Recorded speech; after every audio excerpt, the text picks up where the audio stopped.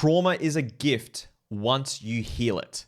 This is going to be the only training you'll ever have to do to understand what trauma actually is, how to find your own trauma, how it sabotages and ruins your relationships and your business, and how to heal through it. I'll be answering all those questions plus so much more in this training. This is going to be one of the most in-depth trainings I've ever done.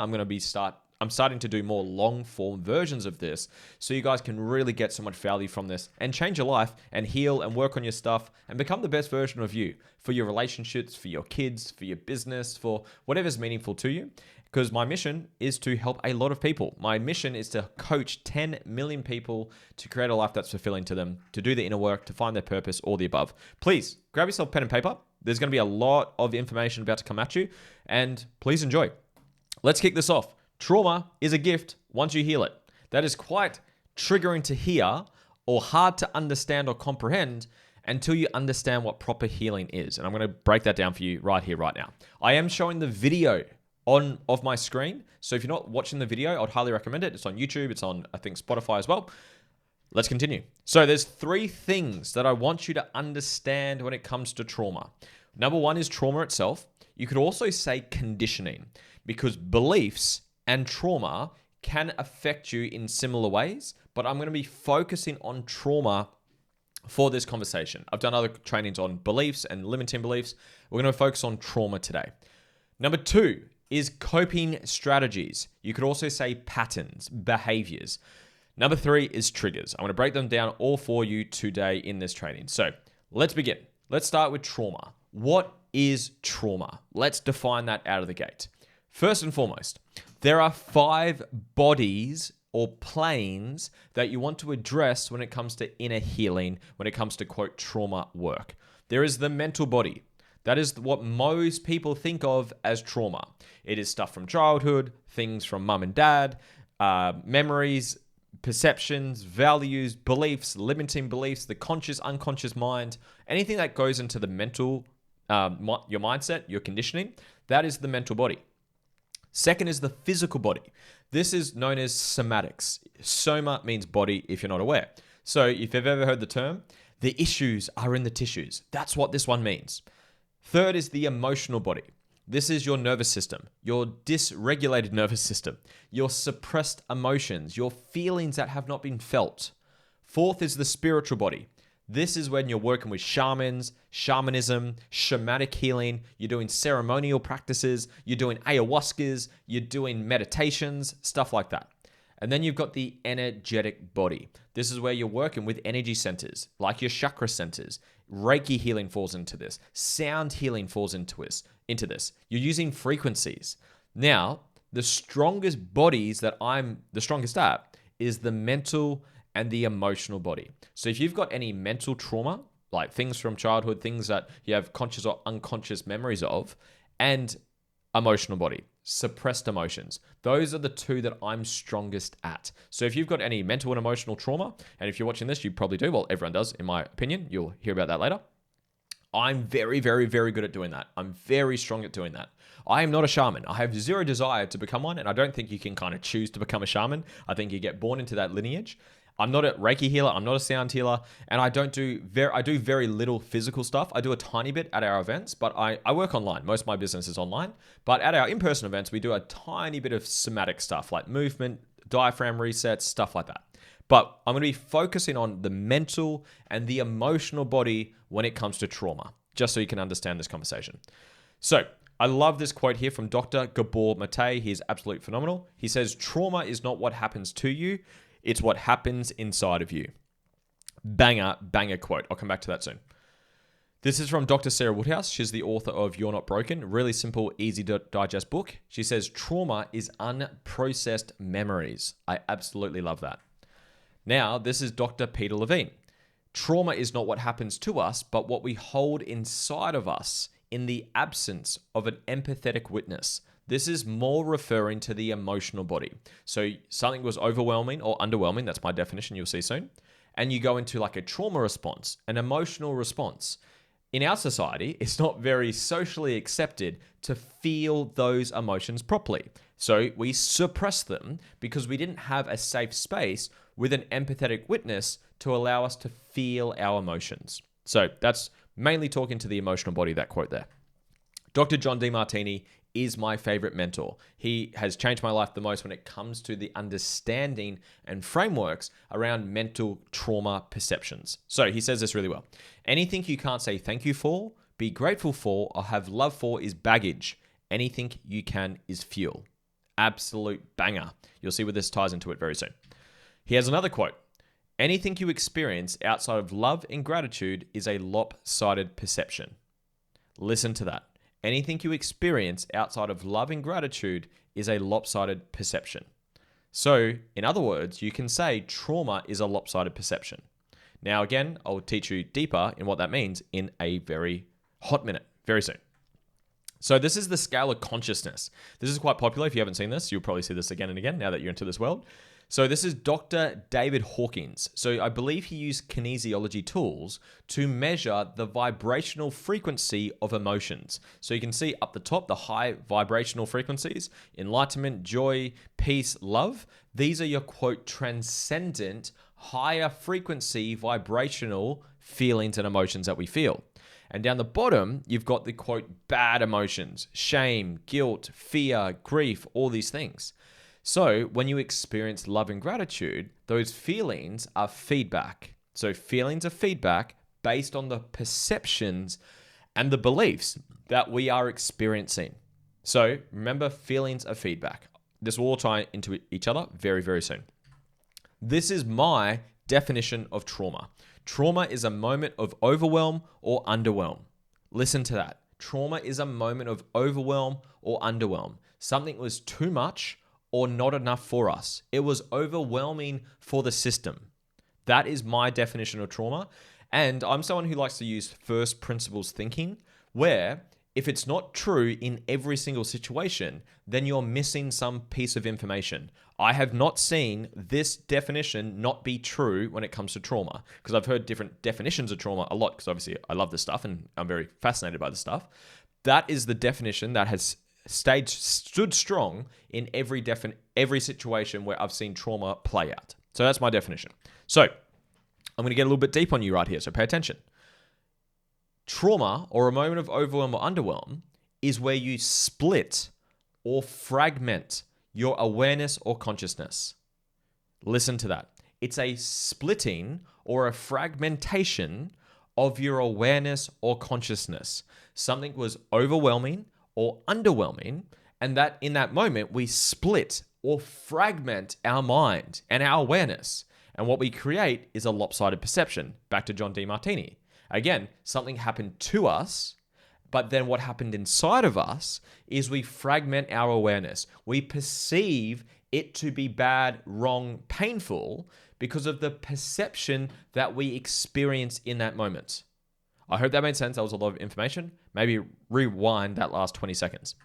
So this is a visual model of awareness. So when you perceive life, you can perceive the upsides to something, you can perceive the downsides to something, and you can perceive both sides, all sides to something.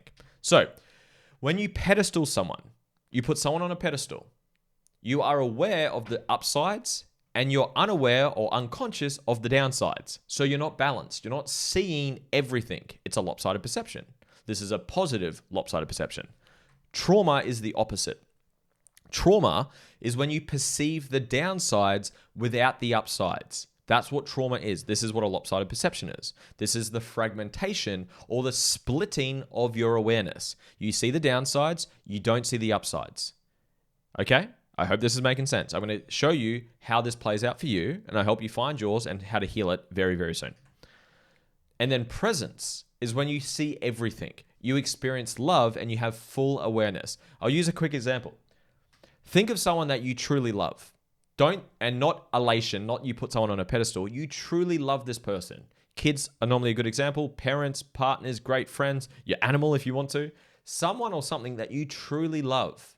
If you truly love them, It's because you can see the downsides to them, the things that piss you off about them, and you also see the upsides, the things that you admire about them. You see all of them, and you love them and accept them and recognize all parts of who they are. Love is the integration of all parts, not elation, not pedestaling. Love is the integration of all parts. So, trauma is when you see or don't see the fullness. You see the downsides, you see the pain because we're emotional creatures. You don't see things the way they are. You see things the way you are. You go through something that's quote painful and you have negative emotions that play out because we're humans and you perceive the downsides without the upsides. That's what trauma is in a nutshell. Let's keep going. There's a lot more information coming at you. This is a beautiful quote. Please listen to this, read this, understand this one. All events are neutral until someone filters them into polarization. That is an absolute banger. I love that one so much, from Dr. John Demartini again. All events are neutral until someone filters them into polarization. So life is not good nor bad. Thinking just makes it so.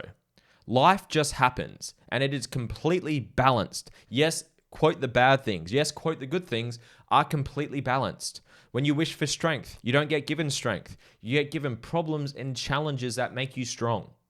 So life just happens. Life just is. But then humans, and I'm guilty of this because I'm a human as well, we polarize our perception. We perceive either more upsides than downsides or more downsides than upsides. And that's what creates our perceptions and our experiences of the world. And that, again, is what trauma is. Let's keep going. This is just a visual of what that can look like. So this is a visual of a balanced or neutral perception where you see as you equal negatives and equal positives. And that's when you experience transcendent emotions. Remember that scale of consciousness? You'll experience love, joy, appreciation, enlightenment when you perceive balance in that moment. Now, this is a negative lopsided perception. This is trauma again. You see all of these downsides. You don't perceive the upsides. And again, it's hard to comprehend until you actually go through an experience, but I'm going to show you heaps of testimonials very soon of people who were sexually abused, people that were abandoned, people that were assaulted, people that went through horrific things, quote, horrific things, and they were able to balance their perception and experience love and gratitude, which you'll see very, very soon. And then the next one is a positive lopsided perception. Again, you perceive more upsides than downsides, and that's when you experience over positive emotions, where you're over confident, you're elated, you're over trusting, stuff like that. I love this one as well. This is one of my definitions of trauma. Trauma is an unclosed loop of an emotional response. Remember, I'm very good with the mental and the emotional. We just pretty much defined the mental aspect of trauma. This is the emotional aspect of trauma. So again, we have the mental perception, what we experienced and what we perceived in that moment. And then we also have the emotional aspect of it as well. You go into emotional response, you're not able to close that loop of emotions, so you suppress it. So you just have this unclosed loop of emotions circulating around your nervous system, and that's what the emotional aspect is of trauma. So I like this definition here. It was unknown when I found this, so I don't know who originally said this, but trauma is the residue of an emotional experience that your body and mind couldn't complete at the time. Again, it's just another way of saying what I just said before. Essentially, you experience something that's highly emotional. You feel stressed, you feel anxious, you feel grief, you feel shame, you feel overwhelmed, whatever the emotion is that you're feeling, but you're not able to feel it and complete that emotional loop, so you suppress it. That is what the emotional aspect of trauma is. So if you've seen this video before, it is really cool. You probably won't be able to hear it because the volume won't come through this. But essentially, this is an impala. I always say that name wrong. So if you can't see my video, there's an impala, or like a gazelle looking thing. It's been captured by a leopard or a cheetah, whatever this is. I think it's a leopard. And this impala has gone into a freeze response. I'm just going to pause it quickly. So it's gone into a freeze response. So you got fight, flight, or freeze. So before this, I'm going to say impala or gazelle was, before it got captured, it would have been in a fight or flight, probably a flight response, running away from the leopard. So you've got all this survival emotions and energy pulsing through you. Think about it when you're anxious, when you're scared, when you're overwhelmed. You've got all these emotions pulsating through you. And then this impala has gone into a freeze response. So the leopard had captured it. This impala went into a freeze response. So it's tightened up. And all these emotions, however, are still in its nervous system. The emotions have not completed the loop yet. It's midway through the loop. It's midway through the emotional response. I'll skip ahead a little bit because it takes a while. And then eventually, this impala stands up. So it's about to stand up now. And as you'll see, it's shaking. It is called discharging. So what it's doing is essentially shaking off all these excess emotions. It's shaking it off, shake it off, shake it off. Whatever that song is, right? Shake it off, shake it off. It's shaking, it's shaking. It's discharging. It's getting rid of that excess energy, those excess emotions, those survival emotions that are pulsating through it or flowing through it. And then eventually, it stands up. Hopefully I'll do it soon. I'll skip it a little bit. Eventually, it's going to stand up, and then it runs away. It just shook off all of those excess emotions, and then it gets up. Hopefully it's going to stand up soon. There we go. And then see you later. It's back into its day. We don't do that as humans. It is not socially appropriate for humans to feel emotions properly. You go into a stress response, you feel anxious, you feel overwhelmed, you feel shame because of your perception, but we aren't encouraged socially to feel emotions. You suck it up. Men don't cry. Don't show emotions. You're at work or whatever. It's just generally not appropriate to feel emotions in the society, most societies anyways, that we live in. So you have all this suppressed emotion. That's why people's nervous systems are so dysregulated. You've literally just carrying around all these unfinished loops of emotions in you. So when it comes to trauma work or healing trauma, it's doing both. It's rebalancing your perceptions because it's a lopsided perception. You perceive the downsides without the upsides. And it's also closing off the loops of emotion. That is what trauma work for me is most powerful. Again, there's somatic work, there's spiritual work, there's energetic work. But in terms of mental and emotional healing, this is what it's all about. It's processing that perception, it's rebalancing your mind, and it's closing off that loops of emotion.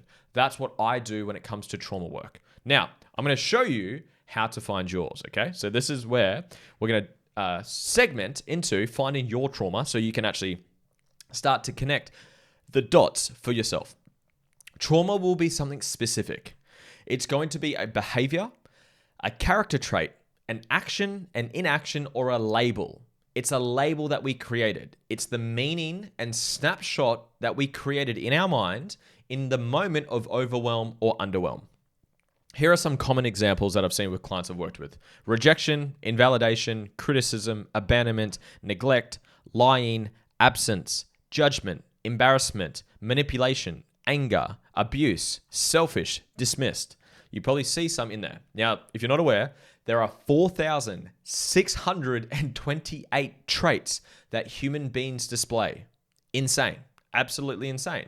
So it's the ones that we have a high emotional charge towards, which is because of our perception towards it, our lopsided perception towards it. Those are the ones that we want to start with sooner rather than later. They're the ones that are going to help you heal the most. Those are the ones that are sabotaging your relationships. They're sabotaging your business, which I'll get to towards the end of this training. So that's number one. That's trauma. It's a perception and it's an unclosed loop of emotions. That's what trauma is. Let's move on to coping strategies. In other words, patterns. What is a coping strategy? For every trauma, and you can also say limiting beliefs again. I'm using trauma, which is perceptions, but you could also use beliefs as well. But again, I'm focusing on trauma. So for every trauma you create, you will have a coping mechanism or a pattern to overcompensate, overcome, protect, and hide the trauma. That was a lot there. Every trauma you have, you create unconscious and conscious patterns and behaviors to overcompensate, overcome, protect, and hide the trauma. When I do the exercise with you very soon, when I help you find yours, it will make more sense to you. You're like, oh my God, that's why I do that. That's why I keep attracting the same partners. That's why I keep getting triggered. That's why I keep overcompensating. It will make sense very soon. These can also be known as coping mechanisms, trauma responses, or traumatic reactions. There's other names out there, but those are the most common ones that I've seen when it comes to coping mechanisms. Here's some common ones that I've seen with my clients. Dissociation, procrastination. You get a knot in your stomach. You shame yourself. You avoid or shut off. You create eating disorders, anxiety, people-pleasing, depression, needing to be better than everyone, excessive working, drug abuse, hatred of men or women. Those are some common ones. There's infinite amount of patterns you can create. Those are just some common ones that I've seen with my clients that I've worked with. These coping strategies become the silent puppet master that sabotages your life. I love this quote. Until you make the unconscious conscious, it will control your life and you will call it fate. Listen to that again. Until you make the unconscious conscious, it will control your life and you will call it fate. Until you become conscious of your trauma, your triggers, your coping mechanisms, you'll just have these unconscious patterns that play out in relationships. They sabotage your business. They keep you stuck. You feel insecure. You beat yourself up. You shame yourself. And all these things that happen. And it's all stemming from your unconscious trauma and beliefs. The goal is to find it and then integrate or heal it. Then the patterns go away. I say this a lot in my content. The hardest part of inner work, of transformation work, healing, is finding the root cause, finding the trauma or the perception, or finding the belief that's creating the pattern. And again, a lot of it's very unconscious until you become conscious of it, which hopefully this training and my work and my content and all the other people who are healing the world is going to help you with. It's going to help you become conscious of your unconscious wounds, limitations, so you can address it. I hope that made sense. Let's keep going. So, if you're getting value, by the way, guys, please like this, subscribe, leave your comments down below, share it with a friend as well, share it with your partner. It is so powerful to be on the same page with your partner so you guys can work through this stuff together. It really means a lot. Thank you so much. And if you want to work with me further, I do have a free 7-day program and you get a one-on-one call with me. If you've got enough value and you want to do that straight away, I'm happy to help you and give you my processes to heal your wounds, which I'll touch on later on. Let's keep going. So that's trauma, that's coping mechanisms. Let's get to triggers. That's our last point. So triggers, what are they? There's 2 types of triggers. The first type of a trigger is when you perceive something that reminds you of a trauma and you will be triggered into a coping mechanism. We're about to do a list very soon so you can become conscious of what yours are and it will make sense. So someone essentially does the trait or the behavior that you don't like and you get triggered by it. Okay, that's the first type of a trigger. The second type of a trigger is you get triggered into a coping mechanism to protect yourself from experiencing or being seen as the trauma. This one's a little bit harder to understand.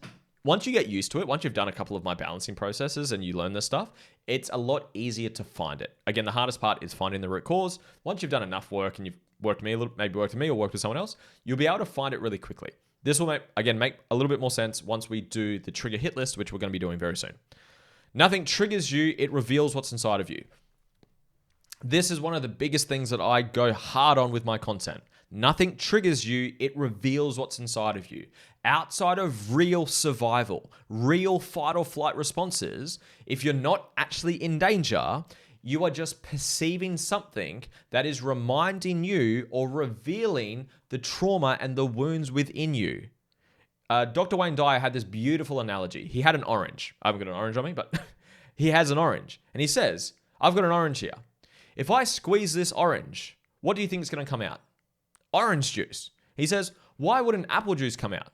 Why wouldn't all these other things come out? Because inside the orange is orange juice. So essentially the analogy is when you get squeezed, whatever's inside comes out. So when you get triggered outside of real fight or flight, it's not the external circumstances, it's your perception on that. Peter Crone has this epic quote. If it's not life-threatening, it's just ego-threatening. Mwah. If you're not actually in danger, if you're not actually in survival, a trigger is revealing what's inside of you. And that's the gift of a trigger. Your triggers are your ultimate gifts when it comes to healing because they reveal the parts you get to work on. People say, where do I start with my healing? Just wait till you get triggered. That's a great starting point. Now, the trigger hit list I'm about to do for you is actually where I suggest starting. When I work with my clients, I start with this list that you're about to do. But then in general, just wait till you get triggered. Wait till you project onto someone because a projection is also a trigger too. A projection is you judge other people. What you judge on others is reflecting something within you that you haven't worked on yet. I hope that made sense. Let's keep rocking. If you're getting value, guys, again, leave some comments down below. It means a lot. Those are those three things: trauma, coping mechanisms, and triggers. We're about to find yours. So this is a trigger hit list. I've done this a lot in my content. If you've done it before, you can certainly do it again. You can only use one-word answers for the following questions. Your answer will be either a character trait, a behavior, an action or an inaction, or a label, something they did or did not do.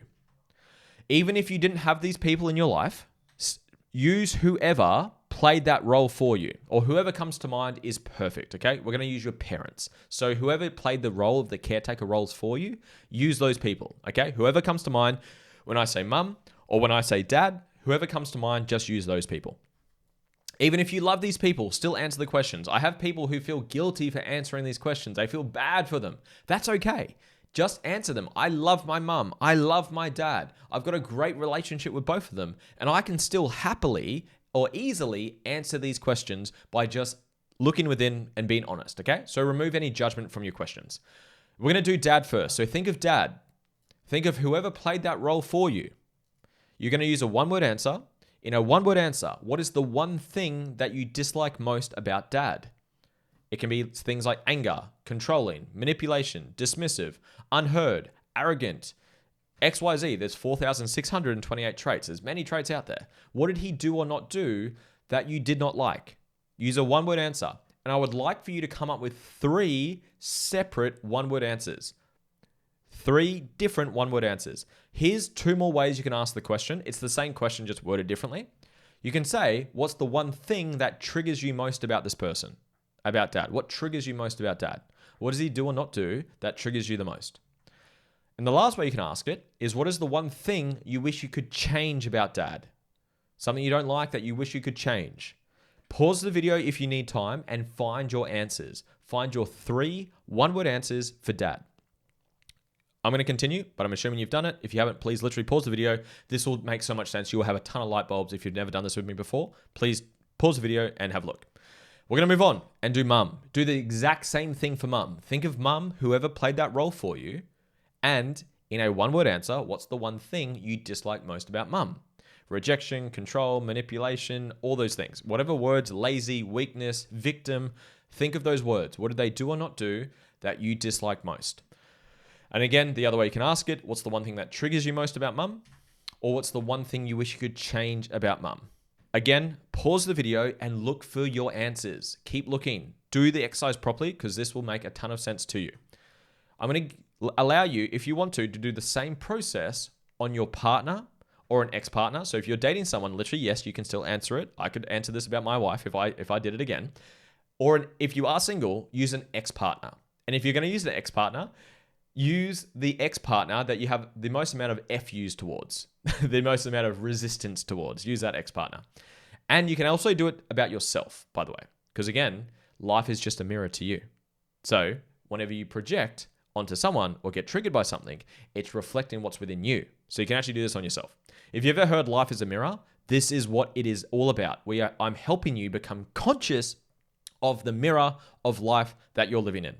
Now, if you're going to ask yourself the question, so if you're going to do that question for yourself, is ask yourself, what in a one-word answer, what are you most scared to be seen as? One-word answer, what are you most scared to be seen as? Rude, arrogant, shy, awkward, dumb, stupid, ugly, whatever it may be. Or you could ask yourself, what do you judge, shame, or hate yourself for the most? Again, one-word answers. Pause the video if you haven't been answering these and do that for dad, do it for mum, do it for an ex-partner or a current partner, and do it for yourself. Pause the video, do the exercise. It will change your life. Please do it properly. I'm going to move on. I'm assuming you've done it. Your list of words you just came up with. Look at all the words. You look through them. Look through all the words you came up with. Anger, controlling, abuse, blah, blah, blah. Look at all those words. These are traumas or wounds of yours. They come from a moment of these things being too much or not enough. They were overwhelming or underwhelming for you. Let that sink in. Remember my definition of trauma? This is where it comes from. You try to run away from these things and you run into them. What you run away from, you run into. Interesting, right? You attract these things into your life, especially your intimate relationships. Listen to that again. Whatever you have not healed from, you keep attracting into your life. You attract people and situations to reveal where you have not healed. What you have not healed from, you keep attracting it into your life. That's when it triggers you or you project it onto people. That's revealing the things you have not worked on yet. That's the gift of a trigger. A trigger or a projection allows you to become conscious of the sometimes unconscious things that you haven't addressed yet. So you get to address it using a process. If you want to use mine. And then the triggers and projections and coping mechanisms and patterns go away. That's the gift of it. Let's keep going. These things trigger you into a coping strategy. Again, so when someone does these things, you get triggered by them into a coping mechanism. Again, there's the other type of a trigger where you try to not be seen or experience these things. I actually have a slide on it, I think. Okay, this part here, listen to this. You will disown, shame, and try to hide these parts of you. Listen to that part. You will disown, shame yourself, and try to hide these parts of you. So you try to hide it, you try to disown it, and when you do it, because we do all traits, you will shame yourself and beat yourself up for it. Do this. Look at all the words you just came up with. This is the last practical writing question, I think. Look at all the words you came up with. Go down, and next to each word you wrote down, write down the opposite of each word. So if you got controlling, what's the opposite of controlling? If you got anger, what's the opposite of anger? Don't worry about the Google definition, don't ChatGPT it. Just authentically, based on your worldview and your model of the world, what is the opposite of each of these words? Pause the video, go do your answers for all the words you just came up with. Whatever your opposite words are, you try to be seen as these things. So this ties into shadow work, by the way. So the bad words, so the words you didn't like, the things that you dislike and get triggered by and you wish you could change about those people and yourself, these are shadows. This is what your shadows are. The good words, the opposite words, these are your personas. These are your masks. It's getting quite deep. I hope I'm connecting it well for you so you can understand this. So your trauma creates your shadows. Your trauma creates your shadows. Whatever past hurt you've been through, past hurt creates future fear. So whatever hurt you've been through, whatever trauma you've been through, this creates the shadow parts of who you are. These are the parts of you that you try to hide from the world. You shame yourself for it. You beat yourself up for it. You try to disown these parts of yourself. And the opposite words, the good words, these are the personas. These are the masks that you wear and you present to the world. You try to be seen as those good words that you came up with. Interesting. Very, very interesting. I love this line. Healing or growth or transformation is learning to love all parts of who you are. I absolutely love that line. Healing is learning to love all parts of who you are. I use this exercise a lot. When a baby is born, what parts of a baby is worthy of love? It's an obvious answer. All parts. All parts of the baby is worthy of love. But then you go through trauma, moments of overwhelm or underwhelm, which is trauma, and you create a lopsided perception, you fragment and split your awareness, and you have the perception that these parts of you are bad. You shame yourself, you create your shadows. So then it's all about recognizing your triggers are revealing the parts of you haven't learned to love yet. Listen to that line. It's a good line. When you get triggered, it's revealing the parts of you haven't learned to love yet. And then that's the gift of awareness. So you get to love that part of who you are by doing a process on it. Again, my balancing process does that. You can try it for free. Grab the free 7 days. You can try it for free. And you get a call with me as well if you want to do that. Do that. Go heal those parts of you. So you stop repeating the same patterns. Until you heal and integrate these parts, you keep repeating the same patterns. So hope this is all making sense. So we're coming towards the end of this. Trauma is a gift once you heal it. Again, I started with that because I absolutely know it to be true for myself and for all my clients that have been able to help heal their stuff. This gets a little bit deep, but these are some universal laws. So if you're into universal laws, you'll probably enjoy this part. The law of balance. The universe seeks harmony in all things, with opposing forces and cycles naturally working together to restore equilibrium and maintain wholeness instantaneously. For every action, there's an equal opposite reaction. So whatever pain or trauma, those words you came up with, there is balance to those traits and those moments. You just don't perceive it right now. When you do the balancing process, my healing process, that's when you recognize the balance that happens in that moment. That's actually why I called it my balancing process, because we're balancing your mind and your soul, your spirit, all those things as well. The law of the one. All things are interconnected and arise from a single infinite source, with the purpose of existence being to experience, learn, and ultimately return to the unity of one. I love that analogy. We are not drops in the ocean. We are the ocean in a drop. So whatever you perceive in others is revealing the parts of you you haven't learned to love and integrate back into the wholeness of who you are. We are born whole. We are born perfect. But then we learn that some parts of us aren't lovable, so we disown and fragment that part of who we are. So it's about the journey of coming back to wholeness and to oneness into perfection of who you are. That's what healing is all about. Loving those parts of you to come back to wholeness and oneness. I hope that made sense. Gets a little bit spiritual, but I hope you picked that, you enjoyed that. Newton's third law. For every action force in nature, there is an equal and opposite reaction. If object A exerts a force on object B also exerts an equal and opposite force to object A. In other words, forces result from interactions. Meaning, for every again, I mentioned it earlier, when you wish for strength, you don't get given strength, you get given problems and challenges that make you strong. So for every, quote, bad thing, there's a, quote, good thing on the other side to it. So a magnet is a perfect analogy for this. If I have a magnet right here, and I said, I will give you $1 billion if you could give me back a magnet with one side, it does not exist. You can try whatever witchcraft you want to. You can try whatever pills and potions you want to. You will not give me back a magnet with one side because it always has both sides to it. So what I'm about to share is a very triggering thing to hear. That's why I don't really share this one publicly without having a lot of context to the conversation. This is it here.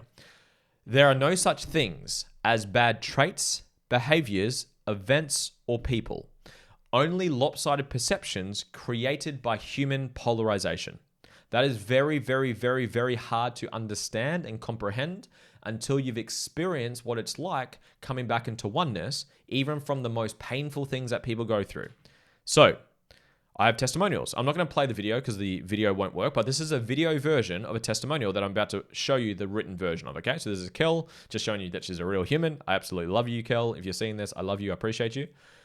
This is her testimonial, okay? So she posts this in my school community, which is where the free 7-day program and balancing process is. So this is her testimonial after doing the balancing process. Let me read this out to you. Trigger warning, just so you know before I start reading. So take a breath in, trigger warning. Her dad sexually abused her for 5 years. Sexually, physically, mentally, emotionally. So a dad who was abusive in all ways from the ages of 5 till 9. You can read the entire thing. It's quite a big paragraph, big post. I'll just highlight some things. Wow, the emotional release I had was mind-blowing. Remember, closing off the loops of emotion. So we closed off some loops of emotion. This part here. As I cry tonight, I feel the energy leave my chest like a dark blackness, and I took a deep breath in and I felt my lungs truly open. I felt like I could take my first deep breath with all the mucus gone just like that. Like, wow, my asthma has also gone again and I feel so much lighter. Disease in the body is often a manifestation of the dis-ease in the mind and nervous system. Because literally, think about this. When you are in a trauma response, when you are in a sympathetic or parasympathetic trauma or triggered response, your nervous system, digestive system, and immune system does not work properly. All of your resources, energy is going to survival, not thrival, not recovery, not rest, none of those things. That's why so many people have gut issues, have immune system issues, because they're living in a state of stress and survival because you're trying to protect yourself from your trauma. Past hurt, future fear.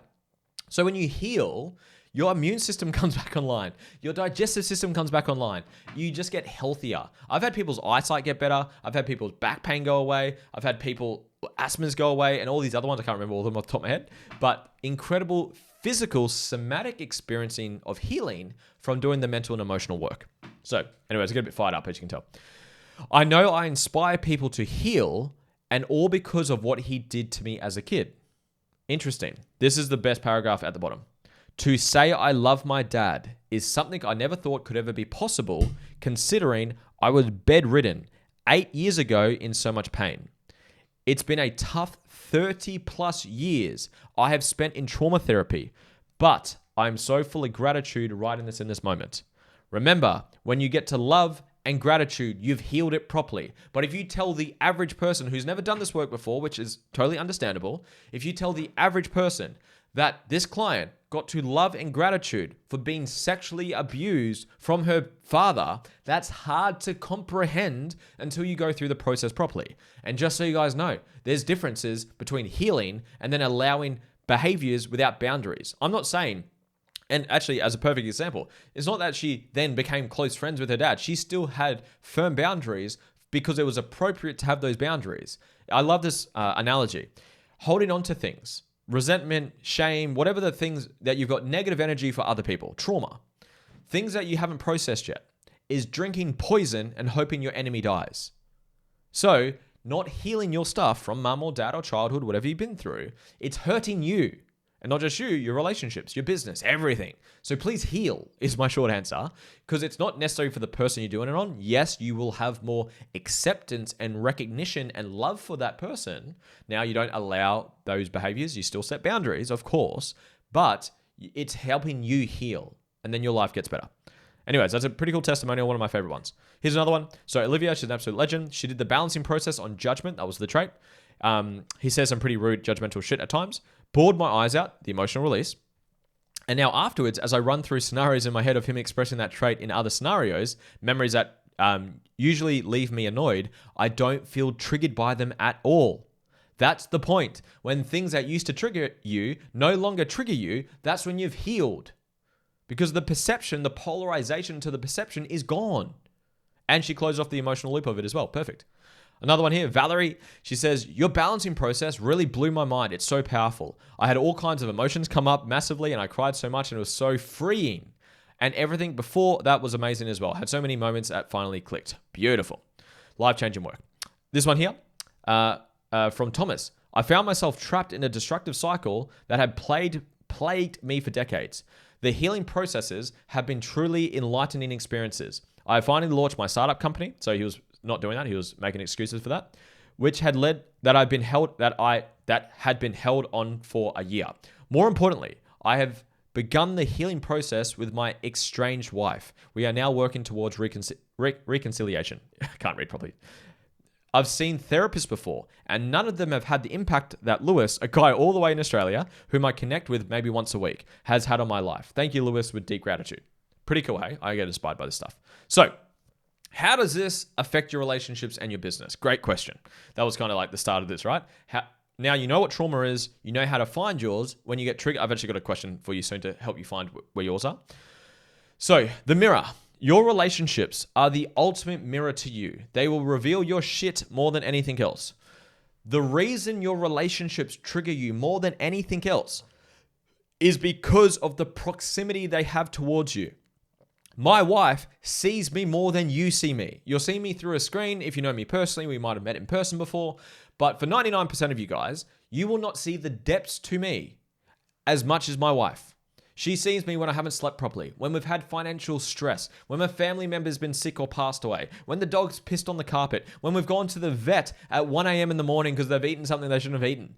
She sees more parts to me. So she just shines lights on the parts of me I haven't worked on yet, which gives me the opportunity to heal it. You will be initiated into your healing opportunities in your relationship more than anything else. One of the greatest gifts of relationships is, if it's a healthy, conscious one, it will help you heal and grow more than anything else.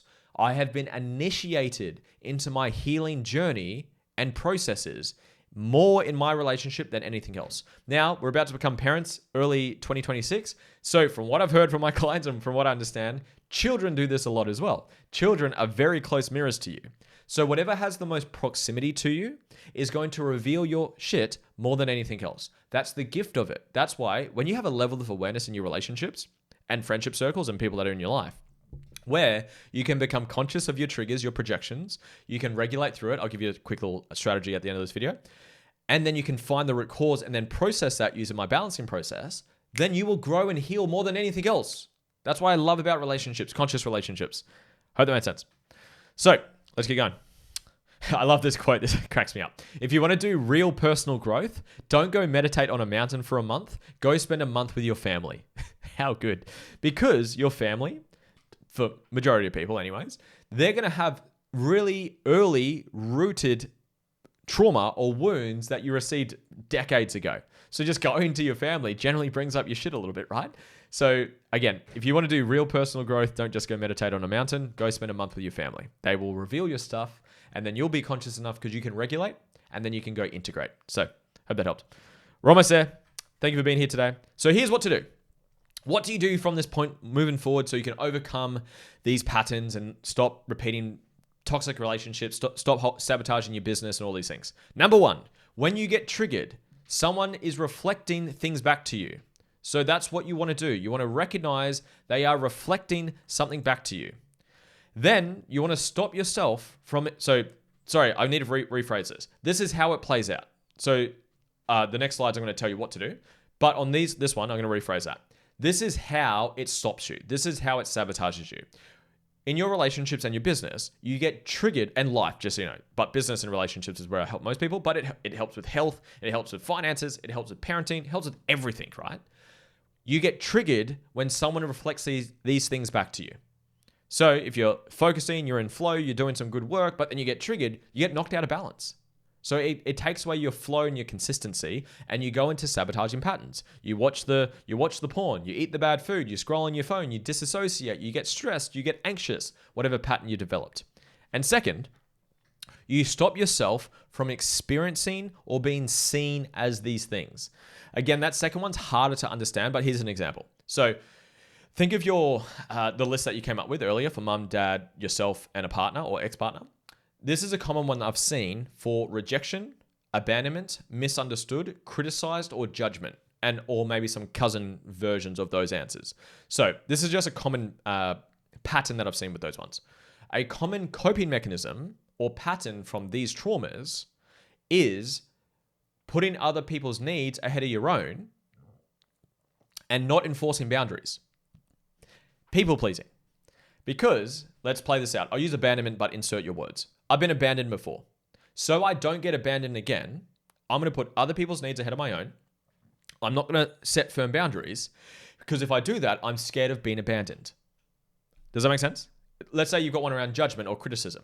I'm not going to post the podcast. I'm not going to start my content. I'm not going to start my business because I'm going to get judged or criticized. My brother, Tom, if you're watching this, how are you, mate? So my brother, love my brother. He's like a perfect case study for me. Been helping him on his journey. And I think it was literally start of 2025, start of this year. I called him, Happy New Year's, mate. What's going on? I said, what are your goals for the year? He's like, oh, mate. And he just started doing self-development and he's grown and healed so much. I'm so inspired by his journey. So thank you, Tom, for doing what you've done. So I asked him, what are your goals for the year? He's like, mate, I want to do some more healing. I want to do some more personal development. I want to be healthier. And he's like, and I want to start posting content. And he's actually started now. He's actually grown really well. He's gained like 5,000 followers in the last couple of months, which is cool. And he's like, I want to start posting content. And then obviously I post a lot of content, as you can probably tell. And I asked him, when are you going to start posting content? And he got a bit triggered. Resistance came up, right? And I asked him, I said, in a one-word answer, what are you protecting yourself from by not posting? Criticism. He got bullied a lot as a kid. I love Tom. He was an overweight kid when we grew up. And he got bullied for being fat. He got bullied for being overweight. So I got bullied or judged. If I post content, I may get judged or criticized or bullied again. So I'm not going to do it. That's what it can look like. It's a bit harder to find the second type of a trigger. The more obvious one is when you're face to face with it. I call it a mirror moment. A mirror moment is when you're seeing or experiencing or projecting your trauma into the moment. So again, you get triggered or you judge other people. That's the mirror moment. Again, the more subtle one is what are you protecting yourself from? What are you scared to be seen as? Those are the ones that are a little bit harder, but you'll get to, honestly, do my balancing process, try it for free, and you'll get used to it. You'll understand it. It's like you see the matrix. It's really cool once you have enough awareness for this stuff. Now, we're almost done. Here's what to do. So what to do when you're triggered next. Number one is regulate. So there's two types of tools when it comes to inner work. One is regulation. Second is integration. We have been mainly talking about integration tools today. But when you're triggered, it's not time to integrate. Your prefrontal cortex switches off when you're triggered. When you're in your amygdala, you're in a fight or flight or freeze response, you are not thinking clearly. It is not time to, let's process this, let's balance this, let's find the la la la. No, that's not the time. It's regulate. Regulate before you integrate. My favorite, easiest one to regulate is to do a box breathing technique. You breathe in for 5 seconds into your belly, hold it for 5 seconds, let it out for 5 seconds, and hold it for 5 seconds and repeat. Easy as, you can do it at any point, and you can do a diaphragm reset. There's other things. I teach 8 maintenance regulation tools at my events. That's just a simple ass one you can do really, really easy. So number 1, we regulate. Then we want to reflect and find what triggered us. So these are some questions that I use. So when you get triggered next, here's some questions to put into your toolkit. What is this person doing or being that I don't like?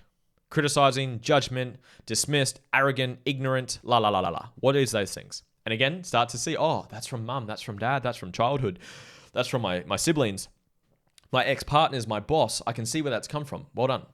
If it's one for yourself, it's this question here. What am I scared to be seen as? Or what am I protecting myself from? Again, you want to not be seen as it, and you want to protect yourself from it. So that's step 1 is regulate. Step 2, ask the question, self-reflect. What is this person doing or being that I don't like? Or what am I scared to be seen as? Or what am I protecting myself from? That's what you want to look for. And then the last point is then integrate. Because if you don't integrate, you repeat the same patterns. So I have a lot of clients that come to me who have done some self-development, they've listened to some podcasts, they've read some books, they've done some therapy, and they start to become conscious of their stuff, which is great. But if you never integrate it, you just keep repeating the same patterns. And that's actually arguably more frustrating because you're like, it's me. I'm the creator of my reality. I am the projector. I understand this stuff, but I keep doing it. Until you integrate it, you'll keep doing it. You'll keep repeating the pattern. So my invitation is to do some inner work. If you've got a value from me today, please like this video, leave a comment. It helps share it to more people. I want to change the world. I'm on a mission to change the world. But come work for me. Literally try it out for free. You can literally try my balancing process, which is what my trauma process is, which rebalances your perceptions and closes off the loops of emotion in one process. It's really magical. Those testimonials I showed you before was from my balancing process. It's really magical. I would love to serve you. Now, that's me for today. If you got value from this more long form content, more sort of masterclass content, let me know down below. I really enjoyed making it like this. If you want to work with me, please, you can grab a copy of my book. If you want to start with my book, it's on Amazon, Audible, Kindle. It's called The Inspired Life Method. Grab a free 7-day experience with me. You get a one-on-one call with me when you join. Thank you so much. I hope you guys enjoyed this. I'll put the QR code on my screen quickly if you want to grab the free 7-day experience. There should be a link down in the caption as well. And I hope you guys got value. Please send this to a friend, send this to your partner. It's so powerful to be on the same page so you guys can reflect each other's stuff back to each other and then support each other to go heal through it. It's so powerful when partners are on the same page. I hope you guys enjoyed this. I really enjoyed this. Hope you guys had fun. See you soon. See you on the next one.